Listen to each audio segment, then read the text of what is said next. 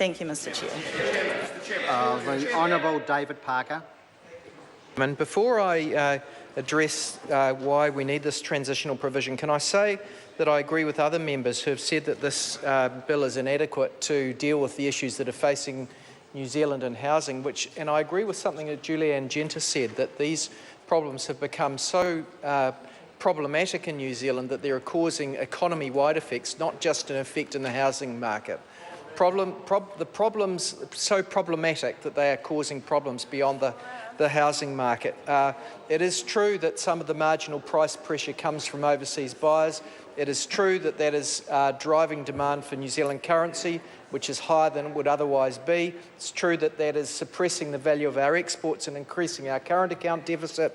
It's also true that it's distorting the investment signal within New Zealand so that more money is going into speculative asset classes and not enough is going to productive asset classes. Having said that, sir, I want to address another point which I don't think has been properly addressed.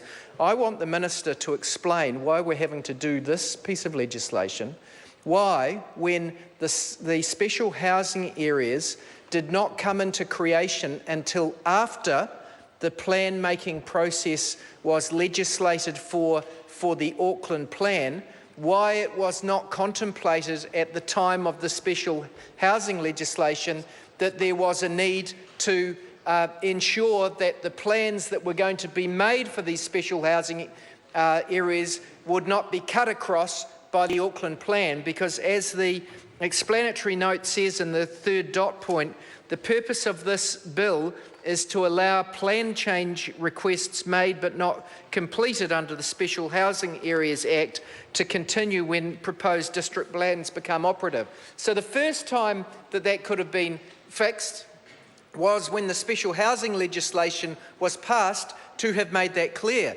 The second, the Minister shakes his head, it could have been done that way, Minister, you know that that's correct. The second way it could have been fixed is that one of the many arms of government, one of the many billions of dollars that the government spends every year could have been spent on making a submission to the Auckland Plan's hearing panel that they should have made provision for the protection of planning processes that were underway in they could have. Again, the Minister shakes his head. Of course they could have gone to the planning, those people that were hearing that, and they could have said, please don't cut across the plans that are halfway through or about to be lodged, or give us a transitional period of 3 years, which is the transitional period that they want under this legislation. They could have at least asked the planning authority in Auckland to put the same provision in the Auckland Plan. That would have been far cheaper, wouldn't have to be coming to Parliament, pushing this through under urgency. Mr. Chairman, the Minister shakes his head as if this could not have been done by the Auckland Plan if it wanted to. The Auckland Plan could have said, in respect of areas that are special housing areas, the planning process that is underway in respect of those under the special housing legislation shall have an effect for another 3 years. They could have done that. The Minister shakes his head and said, did they apply? Did you try? Did anyone from the government go to the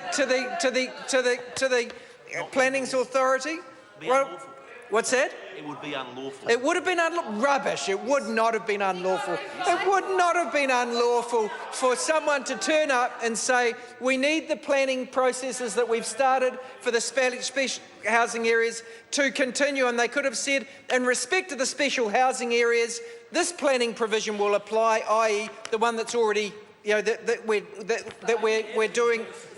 Amy Adams made a submission, but the Minister of Housing didn't.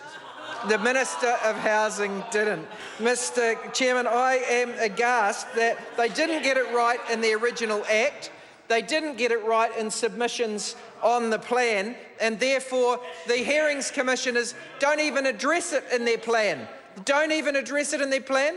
Do they address it in their plan? You're just incorrect. But they don't address it in their plan. I bet they don't, because the government didn't ask them to.